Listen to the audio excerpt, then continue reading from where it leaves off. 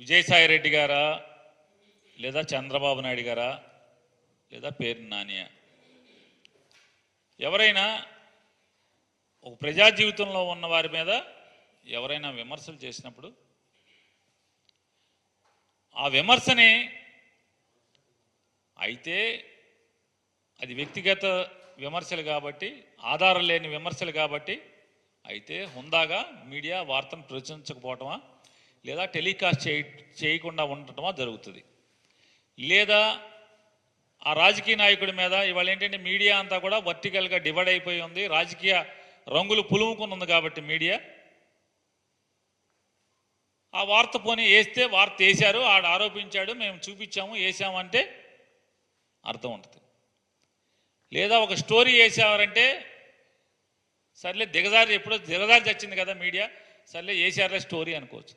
కానీ అందులో ఉన్నటువంటి సీఈఓ, ఒక ఛానల్లో సీఈఓ కూర్చుని దాన్ని ఒక డిబేట్ నిర్వహించి ఏ ఆధారాలు లేకుండా ఓ ముసలోడు ఇంత పనోడా అంత పనోడా, ఏం భాష అది, నువ్వెవడవి కాదు, నువ్వు విలేకరివి లేదా ఒక సీఈఓవి, ఎంత హుందాగా నడపాల్సినటువంటి పరిస్థితుల్లో ఏమైనా ఆధారాలు ఉంటే మీ ఇష్టం మాట్లాడండి. కానీ నిరాధారంగా ఇష్టారాజ్యంగా వ్యక్తిత్వ హననం చేస్తూ క్యారెక్టర్ అసాసిన్ చేస్తూ మనిషిని మానసికంగా చంపే ప్రయత్నం, అంటే రాజకీయంగా చంపటాకి దుష్ప్రచారాలు. అక్కడితో ఆగకుండా ఇంకా రాజకీయ కక్షతో మనిషిని మానసికంగా కూడా పతనం చేయటం కోసం ఈ రకమైనటువంటి వ్యక్తిత్వాన్ని కించపరుస్తూ వ్యక్తిత్వ హననం చేస్తూ ఇటువంటి వార్తల్ని డిబేట్గా పెడతాం. మరి ఇది ఎవరికి జరగకూడదు, ఎక్కడ జరగకూడదు. కానీ ఇది దుర్మార్గం కదా.